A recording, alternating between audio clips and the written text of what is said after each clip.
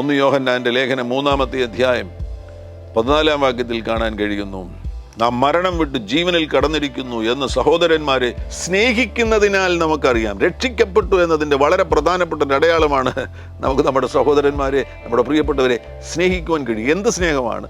ഈ ലോകത്തിലെ ഇഷ്ടത്തെക്കുറിച്ചോ ഈ ലോകത്തിലെ താഴ്ന്ന നിലവാരത്തിലുള്ള സ്നേഹത്തെക്കുറിച്ചല്ല പറയുന്നത്. അഗാപ്പേ ലവ്, സാക്രിഫിഷ്യൽ ലവ്. പുതിയ സൃഷ്ടിയായി തീർന്നതിൻ്റെ മറ്റൊരു വലിയ അത്ഭുതമാണ് നമുക്ക് നമ്മുടെ സ്വന്തം സഹോദരനെ സ്നേഹിക്കുവാൻ കഴിയും.